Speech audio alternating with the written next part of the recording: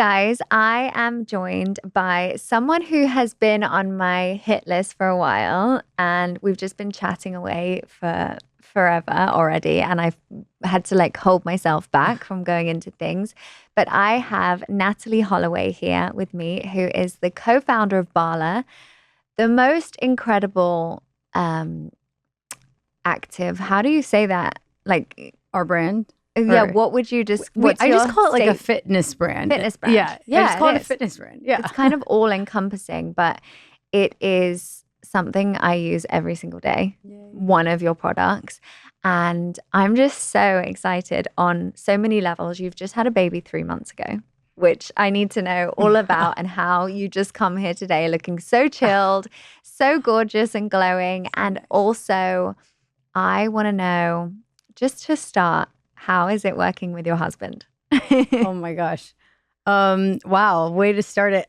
So it's really crazy working with your husband, because everything is merged into one, you know, you have to the romance, the business, the kids, everything in one. So it's we really have to tell each other if we want to not talk about work, on a Sunday, or right after 8 p.m. one night. Literally last night, I was I think we were in bed watching Handmaid's Tale, and had just ordered food in, and I was asking him about our Brex credit card, some sort of media threat, and he's I really don't want to talk about business right now. And I was okay. And then 10 minutes later, another thought came to mind, and I tried to bring it up, and he's I really don't want to talk about business right now. So you just kind of have to create those clear boundary lines, and we do that now well with each other. Because it's I might just not want to be in business mode, and we just tell each other that. Yeah. So it's that, and then one tip that we have been doing for the last couple of years is just staying in our swim lanes, owning a certain category, me owning operations, him owning product, things like that. Okay. And that helped us get into rather than trying to dip in and dip out and find out what he's doing and you're doing, and then it's kind of just you do your thing. Yes. And then you have your teams, and then exactly. And then we kind of know the big things we need approval on. But if we stay in our swim lanes, for us, that works the best, because then we don't have to, step on each other's toes. Yeah. Or really, it's you can double your work, because we're never in the same meeting. Rarely are we in the same meeting. I hear that a lot. I find it fascinating hearing about founder journeys, that especially when they're married. I recently just got married, and I'm congrats. Thank you. And I'm thinking, oh my God, last night I seriously we were actually on separate flights on the same day. Don't ask. But anyway, he arrived an hour later, and then he got to the hotel, and he was talking about Trump and tariffs and all these things and everything. And I'm Casper, I just need my time. This is quiet time now. And I'm thinking, oh my gosh, if we work together day to day. I was telling him about who I'm having on today and your business. But yeah, I think that's what I'm hearing a lot, where it's we're not even actually, I don't even see him, because I have my thing, he has his thing, we're doing separate things. Yeah. So I feel that sounds like the key to it. But tell me everything. So this is your 7th year now in business. Yes, yeah. Because you obviously took a year creating your first product. Exactly. So take me back. You guys obviously were together, or were you together and then thought of the idea, or thought of the idea and then got together? So we basically, we started dating. Yeah. And pretty soon after, we were working in advertising at an agency where it was just we were working, burning the midnight oil, staying really, really late, and then back in the morning early.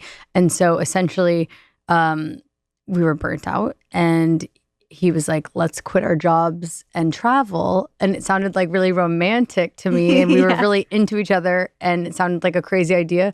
So we quit and traveled for a year, and it was on that trip that we thought of the first product, Bala Bangles. And was that from a personal experience you had on that trip? Was it a light bulb moment, oh my gosh, we need to do this? Or was it just we want to do a business together? What should we do? It was basically we it was it was definitely a light bulb moment, and we were doing yoga. And have you ever done core power yoga? No. Well, they add weights. It's yoga, but they add weights to it. Oh, and so cool. it's really the hardest workout ever.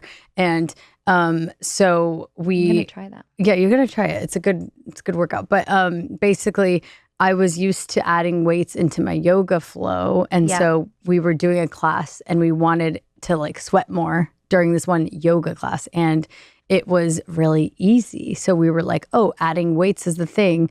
And then we had like a light bulb moment about wrist and ankle weights and how no one uses them. They're totally ugly. Yes. They're like the 80s jazzercise, like neoprene. The materials don't even make sense. Like they would like smell on day one. And so we were like, let's like redesign this like a cute, fashionable bracelet and then kind of bring it back into trend, you know, but then also it's like a very useful tool. Like it will give you a crazier workout. And so that was like the light bulb moment that we had on the trip. Where were you traveling? We went to 14 countries in Asia. Wow. And at this moment we were in Indonesia. Okay, amazing. Yeah. Wow. That's so cool. And when you decided, okay, was it you that thought of the idea or was it your husband? It was actually him. I'm like, amazing. He thought of it and then we kind of merged everything. Merged it. Yeah. So it was like a little bit of both of us, but I'm pretty sure he was the one that like drew it. Well, yeah, he drew it out for sure. Wow. But we were like concepting it together sort of thing. Yeah. And then when you started to kind of draw it and like talk about it, and I mean, I love talking about business ideas the whole time, but I feel like it takes a lot to actually go through with it. What were the next steps? Like what were the like real nitty-gritty next steps? How do you even go from, because obviously like a service-based business is, I feel like a bit easier in the sense you don't have to create something, it's you. Whereas a product is a whole other like what do you even do? I know. I feel like it's so easy to like have an idea, but then it's like what comes next and bringing it to life. It's like that's hard, and there's like a big like learning gap there. I feel like, and we also had that learning gap. Like we came from marketing, not product development. So what comes next is I think we like asked around, and now it would be easier because you could easily ask the internet and figure out like a lot of next steps. But I think at the time, Max, his family are toy inventors randomly. No way. And so they invent they design and invent products like from the 60s, like iconic toys. And basically. That's so cool. But that's where we started. How handy. That's where we started is because his uncles, like, since we know they produce toy, we were like, how do we get something made? So luckily they were able to like. Put you in touch with exactly the right person. A manufacturer. And our first prototype was made by a toy manufacturer. That's so cool. I think these days I would just tell people to like ask around and ask the internet. And also like getting creative. There's someone out there that, you know, within your circle, asking them, talking to them, and then them knowing certain people and one thing leads to another. One connection, like totally. And they might be able to make a prototype and then you kind of figure it out along the way. That's definitely what we did. Yeah, like how would you ever think a toy manufacturer would now be the like origin of all of They probably were doing it as a favor to the uncles because I doubt I could have made that phone call without them. But okay, I love that. And then you have your first prototype, and then what? Do you think, okay, we're going to do direct to consumer? Do you have wholesale in mind? What are you thinking? Well, we had our first prototype and we launched it on Kickstarter. Are you familiar with Kickstarter? Yes. Is that like a crowdfunding thing? Yeah, it's like pre-selling your product basically because we needed, I think it was like $40,000 for our first production run. Yeah. And so we launched a Kickstarter and we did that and we got the money for that. And then we produced the first production run. And at that point, we received the units. I want to say it was like 500 or 1,000 units. Right. And we were like, okay, now we have to sell them. So our approach was really like as many hands as possible. Okay. Should get these like wholesale and D2C. So we launched on D2C and then we also started approaching wholesale clients to try to get it in store because we felt like, you give away half the margin, of course, but Goop could send an email on our behalf. Yeah. And since we were really scrappy back then, like we didn't have a marketing budget and things like that. So if like Goop would post a picture about it. Like it was just like we wanted the most eyeballs on the brand as possible. Yeah. And with Kickstarter, was that kind of a way that I mean, how easy is that for someone to do if they have an idea at home? Can you just launch anything on Kickstarter? I think you can, but nowadays there's like people who do this for a living. Like there's like agencies that like create campaigns and launch them. It's like, so you probably have to work really hard on marketing the campaign. Right. Okay. But still definitely anyone could do it. Okay. You know, especially if you have a great idea, like even better. And then you set your price. Like if I only needed like $5,000, like I would set it to that. Okay. And then once you hit that price, you get it. But if you don't hit the price, you don't get the money. So you probably want to price it low. Is it timed, a time period? Mm-hmm. I think it's like 30 days or something. Okay. Mm-hmm. Interesting. Yeah. And then I guess once you had the prototype and it was out there and you had this stock, was it in your house, the stock, or did you have? Yeah. And we lived in Brooklyn at the time. So it was like a second story walk up, all these weights. I was just going to say like they're weights as well. Literally just sitting there. And then I bet you were super fit. I mean, yes, just like carrying boxes back and forth and then shipping them out. I mean, it really made no sense. And so then do you feel like your marketing like background, both of you really helped at the beginning, because then you could get it out there to everyone. Like you don't just get it in Goop without having that kind of scrappy, creative marketing brain. So how did that work? Like what did you apply? Do you remember any things that's in particular that were kind of a catalyst? I think it really helped because, well, it helped us know what like looks good. And so I was able to, you know, like spend a little bit of money on a photo shoot, but like make it look good, like certain things like that, or even connections. Like a creative director from this other agency we worked at, 72 and Sunny, actually did our first logo, or our logo. It's still our logo. Yeah. And because it was like sort of a favor sort of thing. So connections, that was helpful too. And just like the way being in advertising, it's really scrappy in general. Like you kind of, even if you're working on a campaign for Google or Target, like sometimes you still have to just like problem solve yourself. So it kind of helped us, like we had those skills basically to just figure it out, even if we didn't have the answer. It's so good to be creative and scrappy. And I think sometimes when you have a very small budget, sometimes that's when you get these like strokes of genius where you're like, oh my God. And then you will actually apply it when you've obviously been turning over a lot more. Mm-hmm. But then you're like, remember when we did that actually had such an effect? I think it's so interesting to look. It's not necessarily about the budget behind things when they kind of translate. 100%. Yeah. I even like look at, you know, a photo shoot back in the day that might have been my favorite that we spent no money on versus like one we spent a lot of money on, and that might be my favorite. So yeah, it's nice to be scrappy and figure out what works. Yeah. And what are the things looking back that you did in the beginning? What really worked? Like what would you be like, that was a really good move, smart decision? Well, gifting definitely worked. So like now there's so many platforms that you can use, which is amazing. But at the time it was like literally just DMing influencers and hoping they would respond and then hoping they would like the product. Yeah. So gifting, tried and true, definitely worked. And then on that note, I think 7 years ago, like affiliate wasn't even a thing, you know, like influencer affiliate. But we were in Melissa Woodhealth really liked the product. And then so she was like, hey, do you guys have a budget to work together? And of course we didn't. Yeah. But we were like, we'll pay you a percentage of the sales and we'll give you a code and we'll just like literally PayPal her every month, like before affiliate existed. Now, of course, Shop My and I'll Like to Know It exist. But original affiliate really worked for us with her. I think we might have done it with other people too. But that really moved the needle. And now that's also a big channel for us. And what stage was that? Was that really early on? Because she's like the dream person for you to have on board. That was really early on. Yeah. Yeah, probably like the first year of the business or maybe even 2 years. And so you obviously launched pre-COVID. Pre-COVID, yep. And did things blow up over COVID?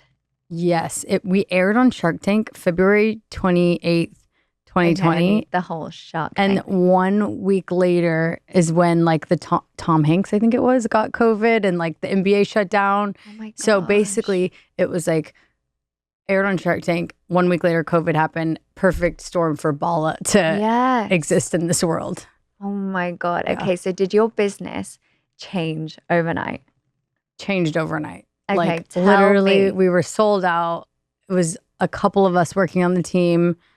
It was crazy. It really did change overnight and like put it on the map. And still to this day, everybody has a COVID story. Like when I meet them, they're like, they tell me their COVID story of trying to get, because what happened is we obviously were sold out. I think we even sold out mostly when Shark Tank aired. Yeah. So then COVID, we were definitely sold out. And so people were like literally selling them on Poshmark for crazy prices and like trying to get their hands on them. So people have COVID stories for me still. I feel like I ordered during COVID as well. And I think it was, I didn't get the color that I wanted or something. I was didn't get. I just want them. Okay, so wait, let's go back. So Shark Tank, which in the UK is like Dragon's Den, which is like is that Canadian too? I thought it was.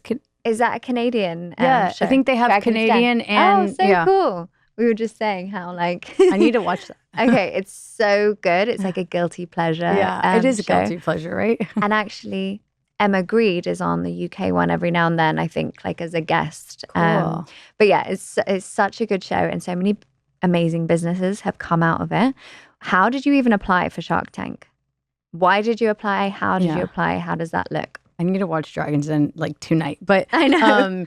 So I was in this like early stage Bala, just like doing things, like not overthinking anything. Just I'm going to do it. I'm just going to put like 100 things out there today, see what sticks.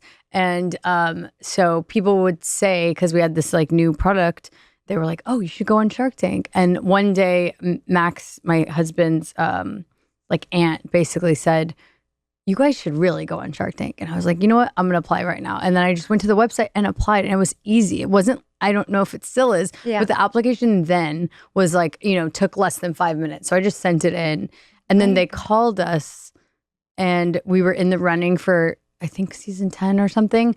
And then we got dropped from season 10, and we were bummed, but we moved on. What?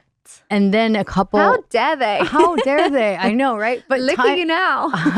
Well, timing is everything, because then like a couple months later, they actually called us for season 11, and we were more like, we kind of knew a little bit more about business then. Yeah. So then we went into the process of like, you kind of have to apply. Like you're talking to the producers every week. You're sending in pitch videos. Like it's not like a one and done. Like it's a process.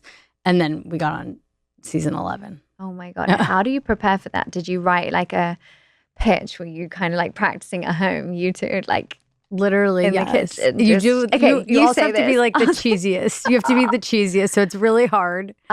When you said you're going to go home and watch Dragon's Den, I'm going to watch your episode of Shark Tank. We have to be so cheesy on it. Were you like tag teaming? Did you just have your points that you knew you were really strong on, and one would do this and the other one would do that? Like we had like the cheesy skit that was like 5 minutes, and you practice that and you have it memorized. Yeah. And then what we did leading up to is we watched every single episode, and we wrote down every single possible question and made sure we at least knew the answer. So like wrote it in a Google Doc, but didn't like memorize it, but just knew that we would know the answer. And then the night before, we had our friends, and I feel like this was like really good prep. We had our friends pretend to be the judges, and we like ordered pizza and wine, and they just like you did that the night before. Yeah, the night before, like someone was Mark Cuban, someone was Maria, and they just kind of grilled us. Yeah, that would have been great on TikTok these days. Yeah, imagine. Oh my God. And then you walked in, were you nervous? Oh my gosh, I was so nervous. So was Max. Like Max I've never seen him like that. He looked like a different person. He was just like so nervous. I was very nervous because it's one and done. Yeah. It's like there's one chance to nail it. And you always think. It's so smart that you did the like research of seeing what questions they ask, because I feel like you watch it and you're like shouting at the TV thinking, how did you not know that answer that they're going to ask you? X, Y, and Z. Like it's such like obvious questions, and then it just throws them. Yeah, it throws them. But also, it's an hour worth of questions that they cut down to 5 minutes. So you're on the spot for an hour. Yeah. So it's like the energy of that, and it's also like they all are talking at you, like 5 people at once, and you have to like be like, Mark, I'll get back to you after I get back to Damien. Like it's it's kind of like stressful. Oh my God. Was there any questions that they asked that you both were like, shit? I Like where you think choked? I'm sure there were, but I don't know if they aired them, so I don't remember. Oh my, I'm dying to watch this episode. I couldn't do the percentage calculations in my head because they were like, we'll give you 400 for 2%, you know, and you're supposed to do real-time math. I couldn't do that. But did you do the same thing that they do in the UK where you say, can we go to the back of the room and discuss? Yeah, but sometimes they get pissed. What if you do that? Yeah. In America, they do. Seems very American, but that's not nice. They get mad sometimes. So it's scary to do that. But I think we did do can we whisper for a second? Yeah. But because sometimes they go, if you need to even think about me being your shark, then I'm out. Like offended. Yes. I've seen them do that a lot. Did you have in mind your dream investor? Yes. Who was that? It was actually Mark and Maria. And that's who we got. Oh yeah. my gosh. Mm-hmm. And did they do it together or together? And I think like even that night before, I was like, this is what's going to happen. Wow. And then it happened. Did you believe it? Like you really felt it? I was like, oh my gosh, this is what's going to happen. And I told Max, like, Mark and Maria they're both going to want in. Was he on board with that manifesting or was he like? He was on board. Okay, I love that. He was on board. But we were actually just discussing this earlier, like true manifesting is actually like doing the prep, researching, making sure you're so ready for it, and then believing every inch. Yes. Yeah, because you can't just like not do the prep. No, exactly. Finger in the wind. Like, oh my God. Yeah. This is amazing. Okay, so then you went home and then the TV show aired. And at that point, were the orders just going crazy? Instantly. It was like the most on traffic Shopify. on our was site. it like the Shopify pings? Oh yeah. It was like you couldn't even have the dings on, you know? Oh my God. I think crazy. it was like it aired on the East Coast and we sold out on Amazon. And then it aired on the West Coast and then everything was sold out. Wow. And then straight after we went into COVID. Straight after, like a week I love later. that you remember that it was Tom Hanks. That's like that's when like you knew it was real. A real staple in the diary, guys. Tom Hanks. It was Tom Hanks in the NBA. But we were just saying before we started that COVID, I mean, everyone has a COVID story and COVID changed people's lives, obviously, like for better, for worse. But I feel like so many crazy like business stories come out of COVID and came out of this stressful situation, whether they had to pivot and now the pivot was like the making of their business or whether it just completely changed like for you. I feel that COVID now, we were just saying, people realized that they could get the results from home workouts, right? Yeah, I feel like it changed it like what we were just talking about before this, like it changed the industry. It really did. And all of the people like you that came out and like have a ton of subscribers now, it's like that came from COVID, even though you were after COVID. It's this whole working out from home. Why did we not know we could work out from home before COVID? Exactly. Like even for me, I feel that it is kind of the knock-on effect, this mindset shift now that even people I think that were not working out before started to do it during COVID. Yeah. Don't you? Totally. Because it was just something to do. And also you felt like part of something. There was like this real COVID community. Like, okay, we're working out. We're making the banana bread. We're doing our walk. The banana bread, the lives, the workout lives. Oh, yeah. I feel like everyone went live, even if they didn't have a workout. Yeah. It was lives just like, was a thing. It was your like, neighbor I'm bored. was going live. Drinking wine. What are you guys doing? Making a mocktail. Yeah. But it just really changed the game. And then was that like another like real boost? Definitely. Like that whole, and I think that was like a year long of a real boost because it's like people were working out from home that whole year. And did you struggle keeping up with the demand? Like, because it must have been overnight. Like, would you say that was one of your biggest challenges? Oh, for sure. Keeping up with the inventory was the biggest challenge, keeping up with the demand.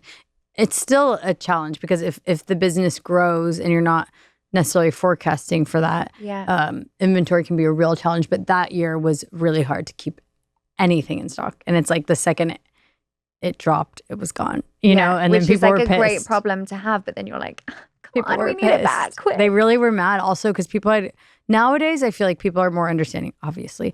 But COVID, everyone was just edgier because of what was going on in the world. So people were really mad at us. For not having stock. Yeah. Yeah. And it was like their life doing their workouts. Yeah, they were home. like, I have one thing to do, workout And at you're home. letting me down. Yeah, exactly.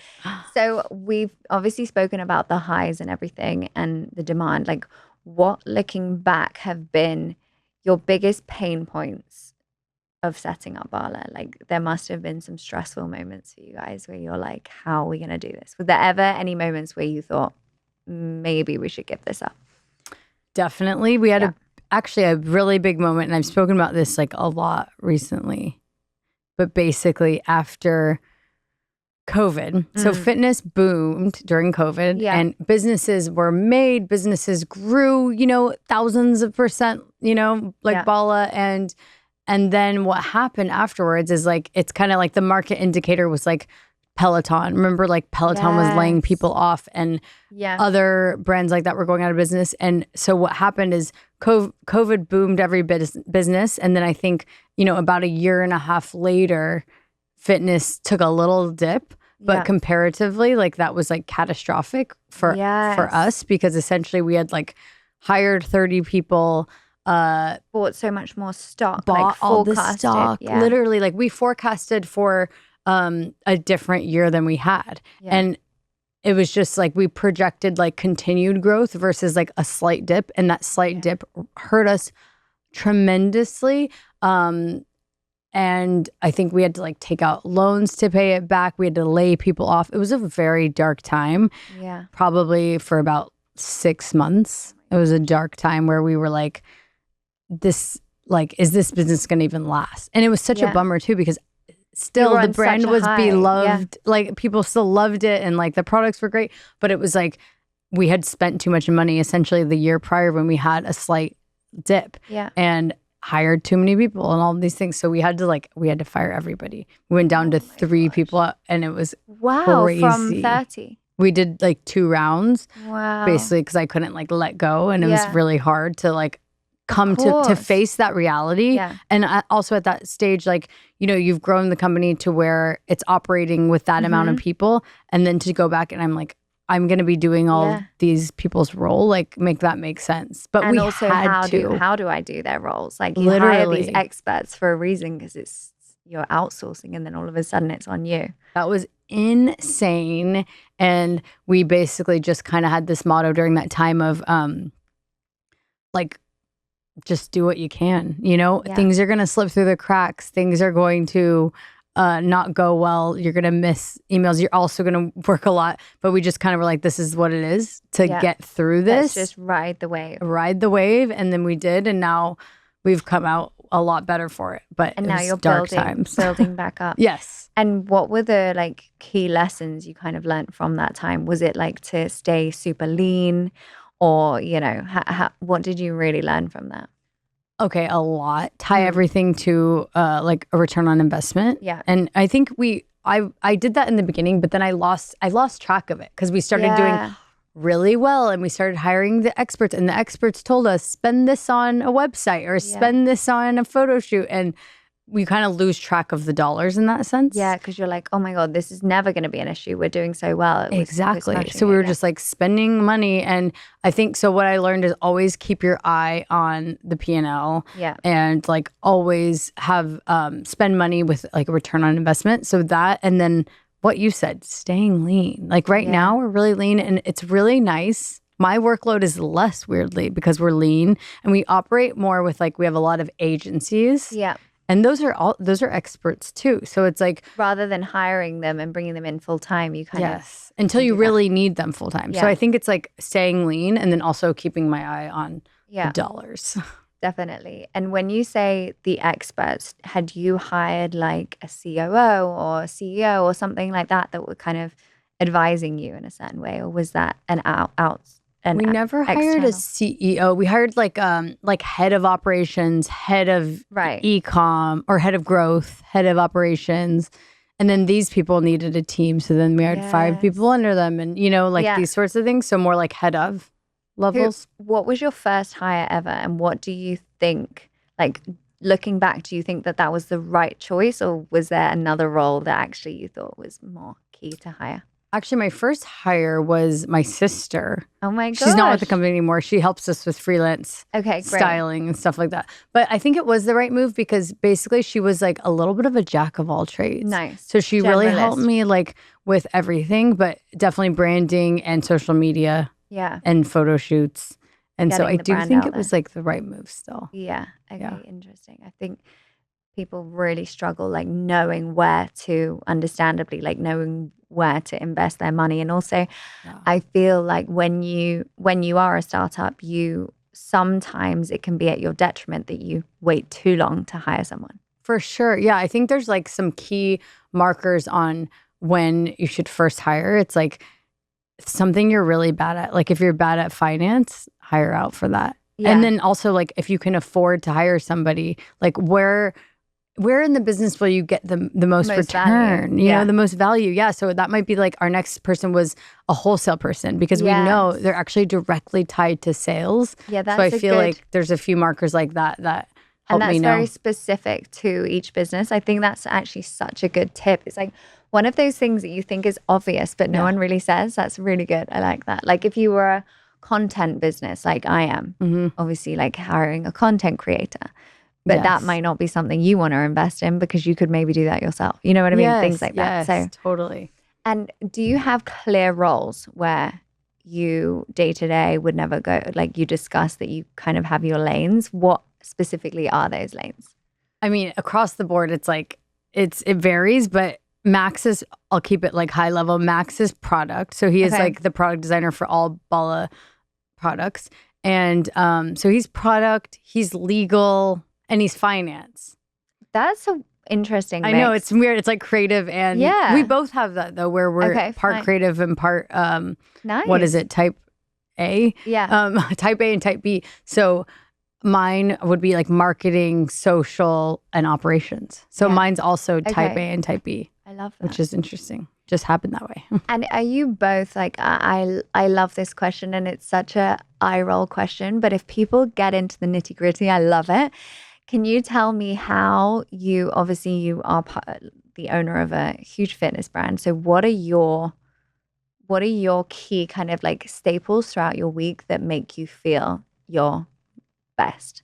Wellness-wise. Yeah, wellness-wise. I like to hear everyone's. I do as well. Yeah. But it's like an obvious question, but I love it when people are like, okay, I do this and I do this when I've like dropped the kids off. I come back and do my routine and then I have my whatever. I need detail. Yeah, I like the details because you never know what's going to be, good to hear. Yeah. Well, I would say lately I've been doing, actually I already shouted them out. I'll shout out another one, Legree workouts. So I've been going to Motivate and those are really amazing. Okay. Do you like Legree?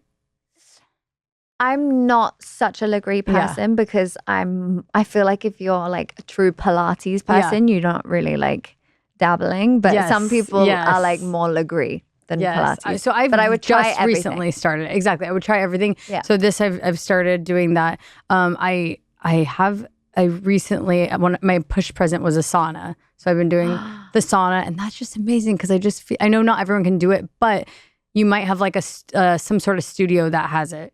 Yeah. Near you. Is it infrared you do? I don't think mine's infrared.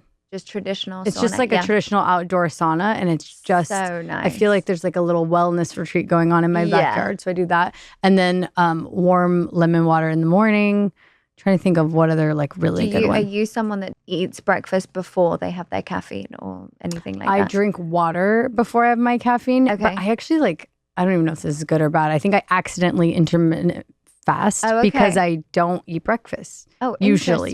If I'm like going to a podcast or something, I will to fuel up. But most of the time I kind of skip it and then do like a mid-morning something. Okay. Not when I'm breastfeeding though. So now I'm breastfeeding, so I do eat breakfast. And you but probably typically, felt like you've been breastfeeding like nonstop for literally for 3 years of my life. It's insane. But yeah, those are a few that I'm liking lately. And do you have any like wellness hacks that you feel like make you like a high performer? Because I feel like you must have like a crazy schedule and be like very on it. What are the things that make you feel like very productive or organized? Like even if it's a calendar thing.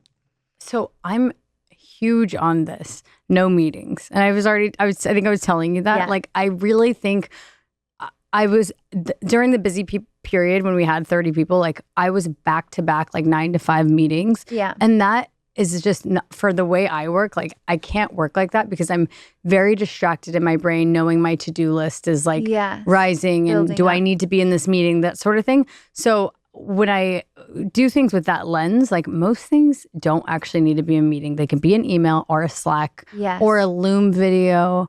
What's a Loom video? Oh, it's amazing. It's where you, if I'm like, oh, let's have a Zoom so I can show somebody something technical, like something they need to learn in Shopify. Okay. Instead, you can literally go to loom.com and you literally create a 1-minute video. Almost like a voice note, but it's with just a video. voice note, but it's with your video and it shows your screen and it's very easy. And you send that and then they have records of it so they can refer back to it. That's and a really I just good eliminated a lot of meetings by doing that. So very big on no meetings so that I can feel like I have space in my day to do wellness or be creative, hang out with the kids, get my operational shit done on Bala, you know? So I think that's one of my big things is like very few meetings. What would make it worthy of a meeting? Like, well, a podcast, you know, like this is like an in-person podcast, or like Max and I are going to meet about the tariff situation where we're going to make key decisions, you know, like don't just meet and make key decisions, or like reviewing casting for a shoot next week, things like that. Yeah. But I love that because some people just put it in just to. Yeah. And I'm like, no, we don't. Do we need that? The loom.com thing is such a good tip. Oh, that's I love really that. good. That saves a lot of time. And then you actually have the video to refer back to. And, you know, if they need to look back to it. That's so good. Are you someone that gets energy from being alone, do you feel like? I'm someone that gets energy from being with other people, actually. My husband's the opposite. Yeah. So it's funny that way. So I think I like being like going to dinner with a friend or doing a podcast, like things like that give me energy, actually. I recently had a session with this guy and he told me that it's kind of like a spiritual but also like a performance session combination thing. Anyway, a friend recommended it. And he told me that one of my values is freedom.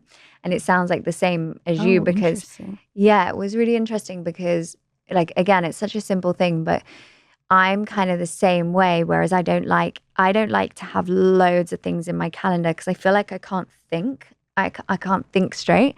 So I feel when I have that space, like literally space in my calendar, I can just get way more done. It's a weird feeling. Like I feel a bit suffocated if I have too that much. exact thing. That's like what I was trying to describe. Yeah. Yeah. And I'm like, oh my God, I have to go here and here. And then I'm never like fully in that one thing where. Yes. And who was it that described it? So as true. Like, yeah. So he said to me that every decision I make, I have to think, is this adding freedom? Interesting. I like that a lot. And actually it had quite an effect and it sounds like, do you need to do this? Exactly. Do you want to do this? You know, especially when you have kids, there becomes another layer of, is this worth leaving my kids for? Yeah. And so it's like, and then it becomes. Do you find like having children becomes almost like a business person's superpower?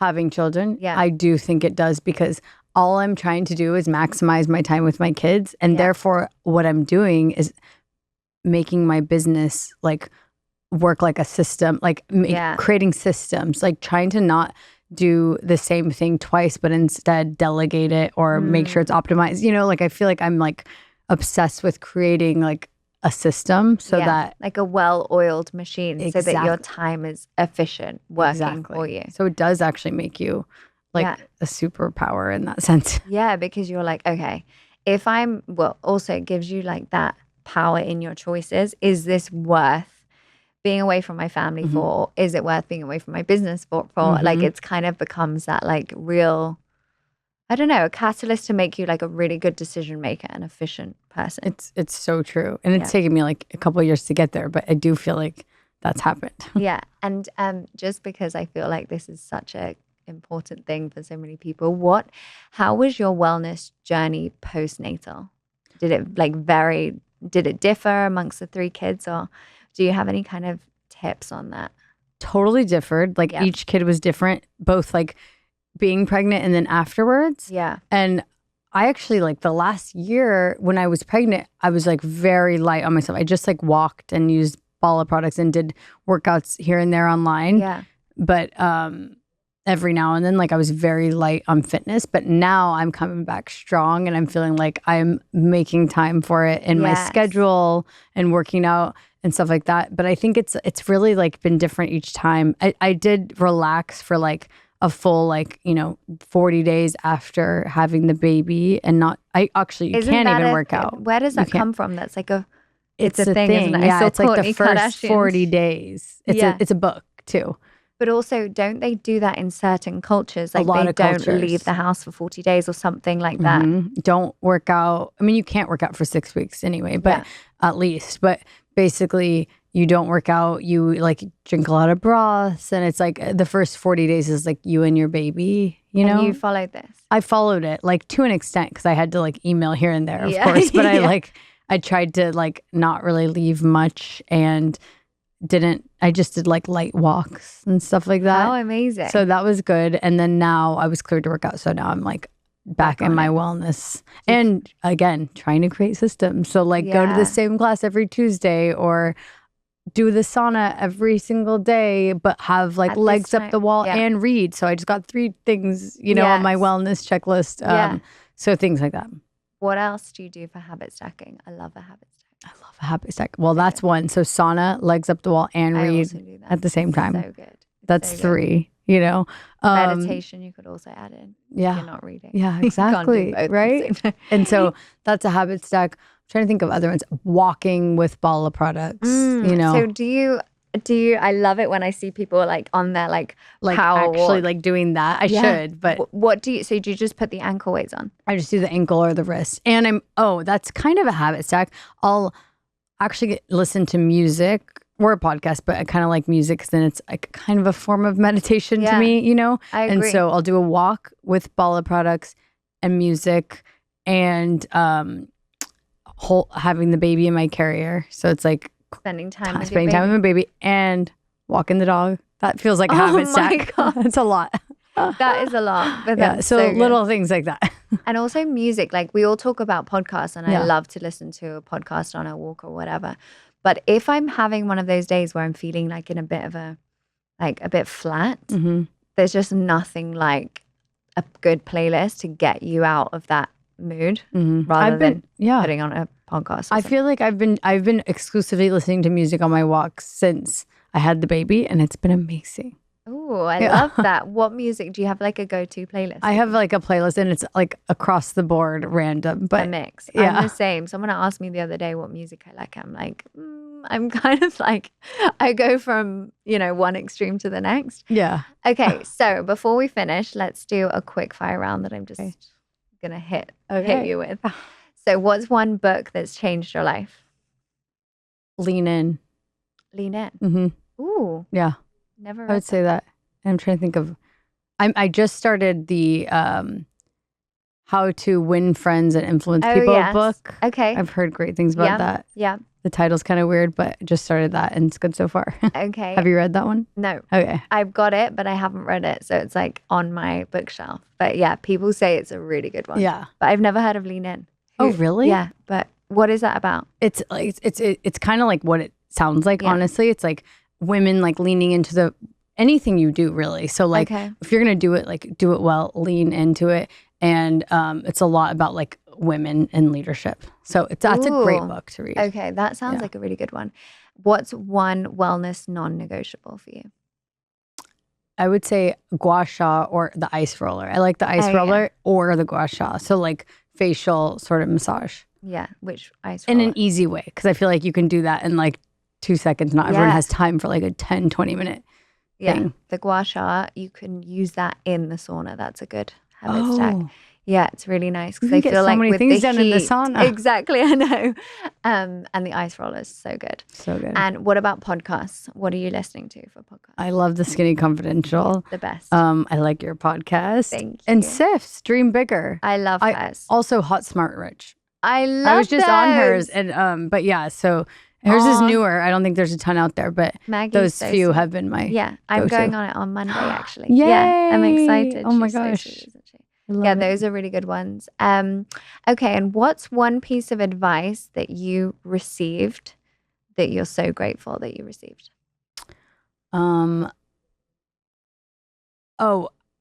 That you don't have to do everything. It's kind of like a nod to perfectionism. Mm-hmm. And basically, you don't have to do everything perfectly. You can do things at 80%, and you're going to get a lot more done. It's like, this is kind of controversial because I know there's a lot of perfectionists out there, but you can do things at 80% and get a lot more done, or 90, let's say 90%. Waiting until it's 100. Yeah, exactly. And you can always, this is how we launched the brand. We launched and then we iterated from there. So you can always make things better. But like, that. I'm all about like momentum. Going for it. Exactly. That's a good one. And lastly, what's next for Bala? Next for Bala. Oh, we have a lot. Actually, in what day is it? 1 week we're launching, and who knows when this podcast is coming out. So I may have launched, but we're launching a Bala Mama line, which is like pre and postnatal products. Oh my gosh. I'm so excited. Yeah. And what does that include? Okay, so it includes, it's really insider if you've like had a baby, you know about these products, but like the peanut, it's a birthing ball. It's a birthing peanut. Ooh. You use it during labor. So birthing peanut, and then a birthing ball, which is really, you can do a lot of things with the birthing ball. And you also can sit at it like at your desk, like one of those balls. Yeah. And these it's a belly band. It's kind of like a binder, but after you have a baby, like your skin is so loose, it actually really like hurts. And they put this on you at the hospital, like a belly binder. And so it's our version of that. Does it feel so comforting? Feels like so good. Yeah, because otherwise you're like, you feel that separation. You feel the separation of your abs. And then in my case, a C-section. So it was like, it's just actually really painful on the scar. Okay. So that's helpful. And then, these giant bands, which we should send you. I wonder if you could use them. It kind of gives you like a reformer workout, but with one band, the one? I know exactly. Giant bands. Could you use those in your workouts? Yeah, for sure. I'm curious what you would do with those. Yeah, I love that. Oh, that's so exciting. Yeah. Well, thank you so much for doing this. I've loved this. Thank you. Thank you, guys. Thank you.